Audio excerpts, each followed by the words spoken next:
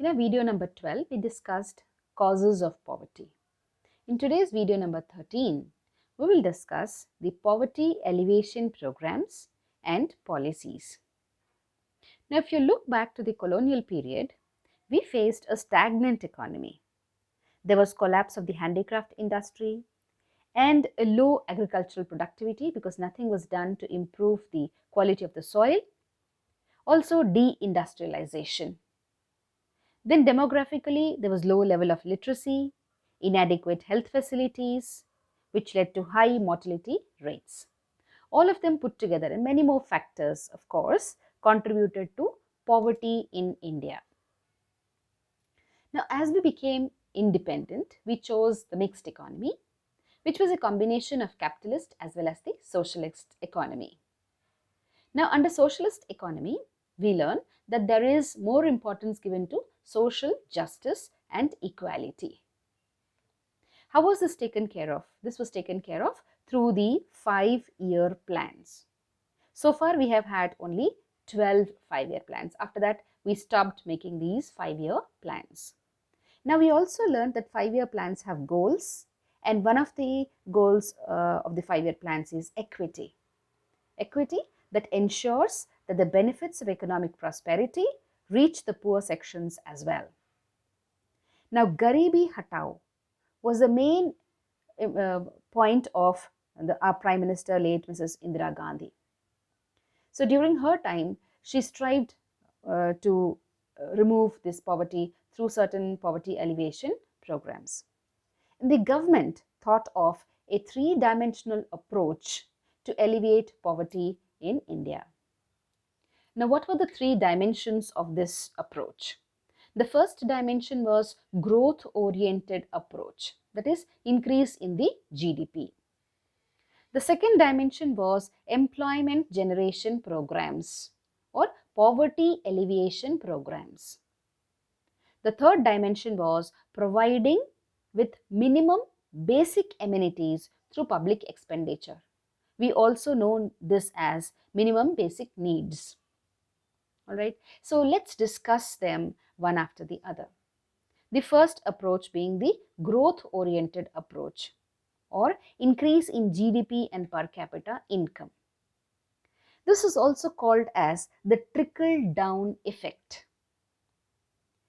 Now, this was brought out in the 1950s as part of planning.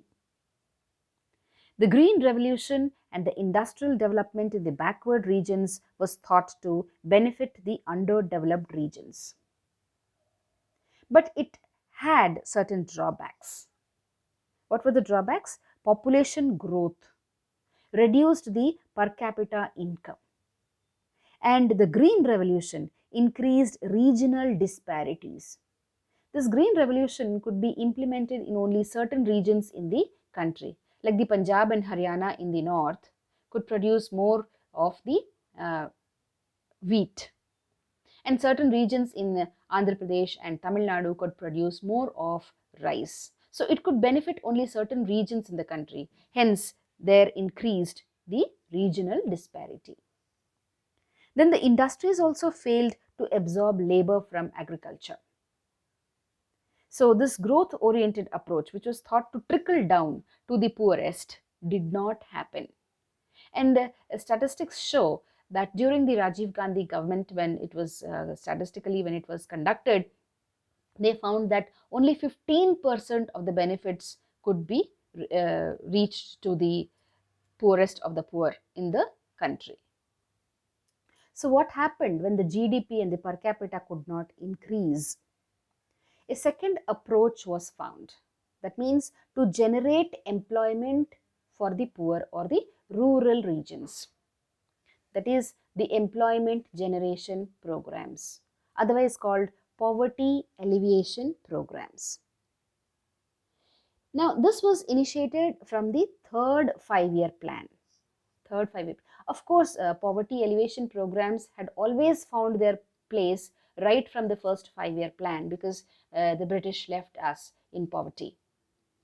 And social welfare or justice was the most important thing for the government of India. So this was initiated from the third 5-year plan, that is between 1961 and 66. The expanding self-employment programs, wage employment programs were also considered. And in 1970s, Food for Work program was initiated. This was one of the most noted programs. Then under the wage employment scheme, the most successful program was this Manrega, or Mahatma Gandhi National Rural Employment Guarantee Act, which was brought out in August 2005. Okay, and under this, any volunteer, any adult volunteer who is to do an unskilled manual work for a minimum of 100 days in a year was given employment at that minimum wage of 100 rupees.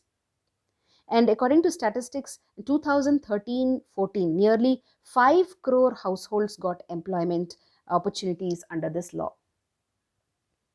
In 1989, there was this Jawahar Rozgar Yojana, which was a combination of National Rural Employment Program and the Rural Landless Employment Guarantee Program. So both of them put together was brought out as the Jawahar Rozgar Yojana. Rozgar is employment. Then under the self-employment programs, there were this Rural Employment Generation Program, or the REGP, which aims at creating self-employment. That means employment generation or the self-employment opportunity in the rural areas. Then who implements this? This is implemented by the Khadi and Village Industries Commission. Here what happens is one can get financial assistance in the form of bank loans to set up small industries. Then the next comes Pradhan Mantri Rozgar Yojana, or the Prime Minister's Rozgar Yojana. Now under this Rozgar Yojana, the educated and unemployed from the low income families in both rural as well as urban areas get financial help to set up any kind of enterprise. Whether in the rural areas or in the urban areas. Then we have this Swarna Jayanti Shahari Rozgar Yojana. Shahari means urban, Rozgar employment. So this employment is both wage employment as well as a self-employment program. Then here it is for the rural urban areas. Shahari Rozgar, that means urban areas, employment in the urban areas. Then we have this Swarna Jayanti Gram Swarozgar Yojana. Gram is rural, Swarozgar self-employment scheme.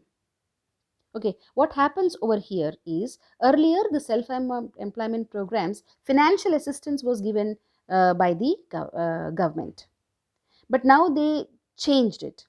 What did they do? These people are encouraged to form self-help groups, what we call as SHGs, no? The self-help groups are formed. What do? They pool money, or they save some money and lend this among themselves in the group, whoever needs it. Okay, but the government now provides partial financial assistance to these self-help groups. And this has been now restructured as National Rural Livelihood Mission in the rural areas and the National Urban Livelihoods Mission in the urban areas. This National Rural Livelihood Mission, this is the logo, is also known as the Ajivika, that you can see over here, Ajivika. Then in the first phase, the scheme was implemented in 150 districts in 2012 and 13, which was expanded to another 150 districts by 2014 and 15.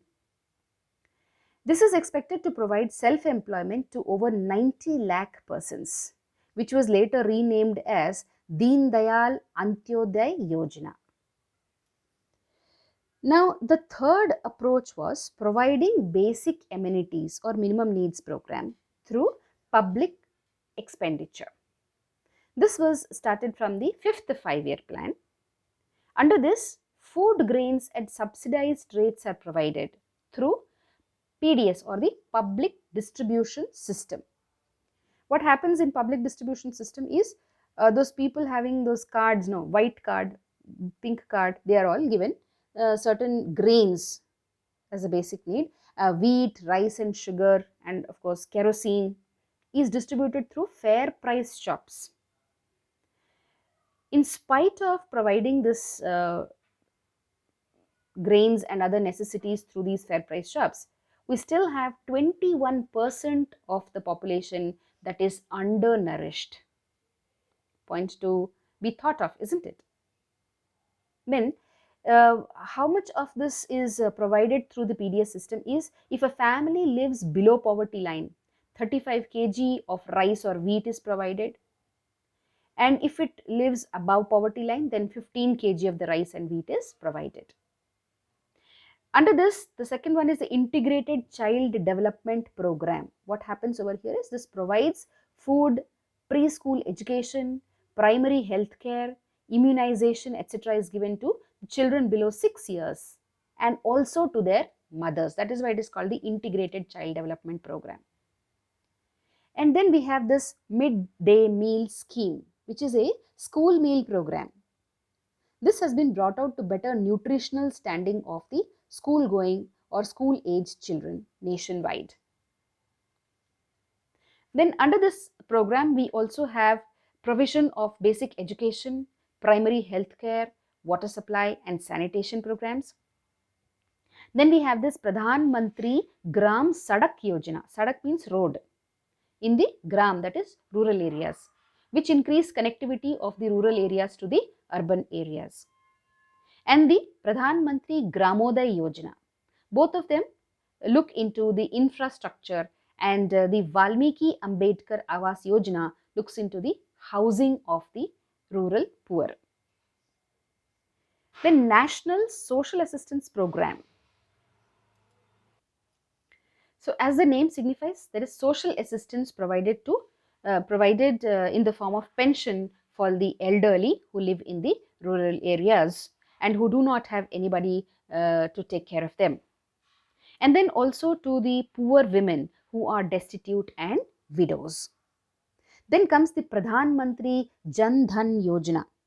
This was brought out by our Modi government in the year 2014, wherein people are encouraged to open bank accounts. What happens over here is this not only promotes saving habits, but also intends to transfer all the benefits of the government schemes and subsidies to account holders directly. Here, each bank account holder is also entitled to 1 lakh accident insurance and rupees 30,000 life insurance cover. They were just few programs brought out by the government. There are a number of programs, many more programs brought out by the government, but in spite of that, in spite of the strategies and programs to alleviate poverty, there is hunger, malnourishment, illiteracy, lack of basic amenities, which are a common feature in many parts of India. Many policies of the government have also failed to address because these problems because of the vast majority of the vulnerable people who are living just below the poverty line or on the poverty line. Of all those, we see here, those living below poverty line, 46% in 1973-74, though it reduced to 21.9% in 2011-12. In spite of that, many people are still yet to receive their benefits from the government. There is a lot of things that we need to do. There has been no doubt an increase in the wage rate also, but still the statistics are not good. However, there are three major areas of concern. The first one being the unequal distribution of land and other assets. The benefits from direct poverty alleviation programs have been appropriated by the non-poor. because of the unequal distribution of land. Then there is insufficient resources. The magnitude of the poverty is so high that the amount of resources allocated for these programs is not sufficient. Then also the last and the most concerned is the inefficient use and wastage of resources.